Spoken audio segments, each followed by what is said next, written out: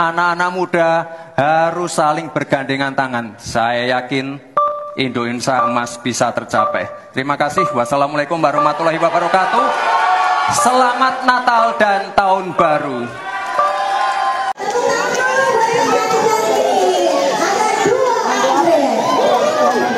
Sekali lagi Mas Gibran, kami ucapkan terima kasih, hati-hati di jalan, dan semoga nanti bisa berkunjung lagi ke Ibu Kota Nusantara. Saya janji doakan Pak Gibran. Terima kasih.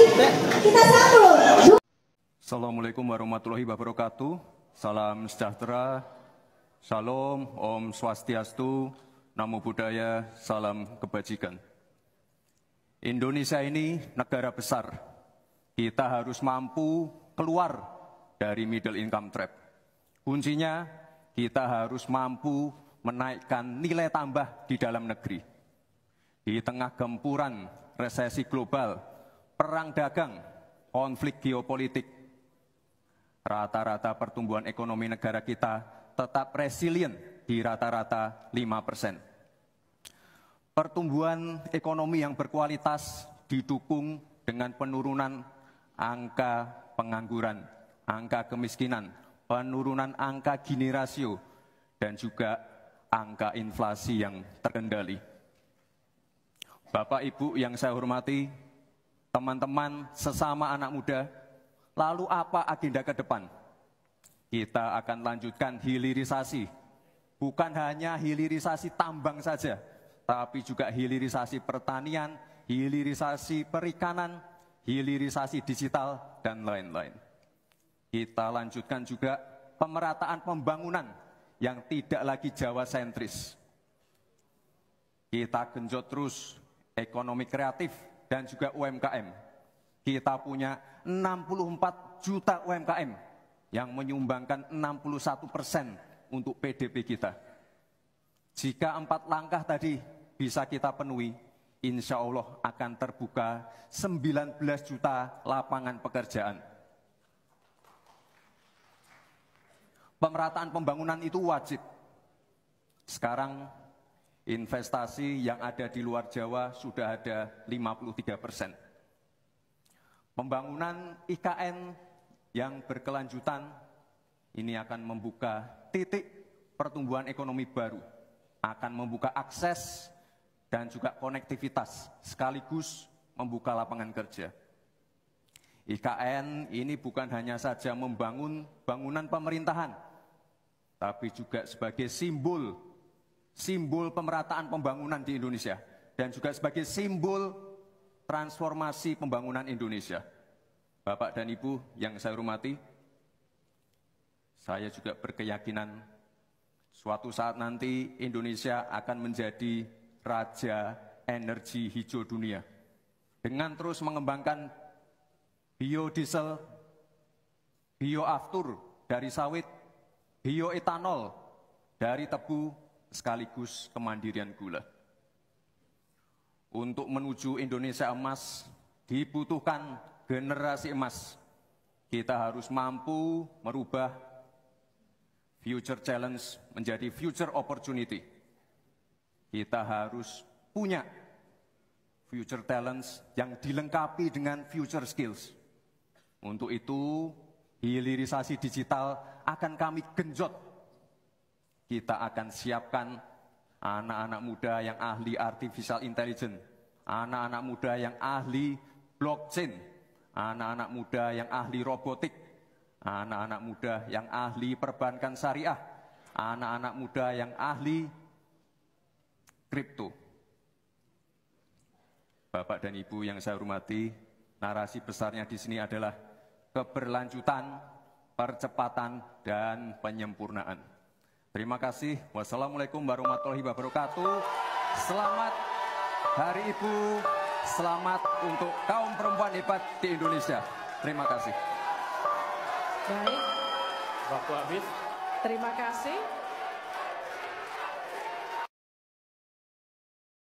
Gibran, saya sangat tertarik tentang IKN dan itu bagus, harus kita laksanakan sebagai warisan dari Pak Jokowi. Tapi tadi saya tergelitik, anggaran untuk IKN itu hanya 20% dari APBN dan sisanya dari investor. sejauh yang kita baca, sampai sekarang belum ada satupun investor yang masuk ke sana. Coba kalau ada sebutkan misalnya 2 atau 1 gitu, investor mana yang sudah masuk ke sana. Yang saya dengar justru ada ratusan ribu hektar tanah sudah dikuasai oleh pengusaha-pengusaha tertentu sekarang ini. Nah, saya setuju ke depannya itu agar mengundang investor, IKN harus diteruskan, tetapi pendanaannya harus sesuai dengan tujuan semula, bahwa itu sebenarnya mengundang investor. Tapi sekarang ini yang sudah jadi itu semuanya dari APBN. Sehingga memang diperlukan langkah-langkah perbaikan agar warisan baik Presiden Jokowi ini bisa kita lanjutkan. Terima kasih, selesai. Baik. Terima kasih. Kita masih lanjut. Mohon tenang. Selanjutnya giliran calon wakil presiden nomor urut 1 Bapak Muhaimin Iskandar untuk memberikan tanggapan. Waktu Anda 1 menit. Kita mulai ketika Anda mulai berbicara. Mohon tenang dulu. Iya. Saya baru tahu kalau boleh di sini juga. Supaya lebih dekat sama panelis.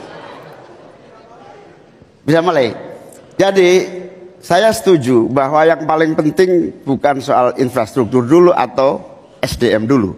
Yang paling penting dari ini adalah kemampuan membaca skala prioritas. Seluruh proyek-proyek besar yang ambisius, ini IKN sebagai salah satu contoh saja, itu kalau hanya mengandalkan APBN hampir 500 triliun. Padahal 1% saja dari 400 sekian triliun itu untuk bangun jalan seluruh Kalimantan beres, membangun seluruh kota-kota di Kalimantan beres. Dan yang paling penting infrastruktur yang untuk SDM 3% aja dari seluruh anggaran IKN itu bisa membangun sekolah dengan baik di seluruh Kalimantan. Itu contoh kemampuan mengambil skala prioritas. Oleh karena itu skala prioritas sangat penting. Saya izin menanggapi Gus Muhaimin dulu. Saya ingat sekali Gus Muhaimin dulu sempat ikut meresmikan dan potong tumpeng di IKN. Ini gimana? Ini nggak konsisten. Dulu dukung, sekarang nggak dukung karena menjadi wakilnya Pak Anies yang mengusung tema perubahan. Sekali lagi Gus, mohon maaf, IKN ini bukan hanya membangun bangunan pemerintah, tapi juga sebagai simbol pemerataan pembangunan di Indonesia, sebagai simbol transformasi pembangunan di Indonesia. Dan untuk menanggapi Prof. Mahfud, Prof, mungkin nanti setelah pulang dari debat bisa di Google, sudah banyak yang masuk hanya pada Agung Sedayu. Dan nanti akan tambah lagi mungkin setelah Pilpres, karena mereka pasti akan wait and see melihat stabilitas politik di Indonesia. Terima kasih Prof.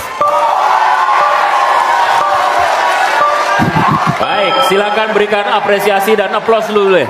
Biar semangat semua. 1, 2, 3 pendukung-pendukungnya silakan bersemangat memberikan apresiasi.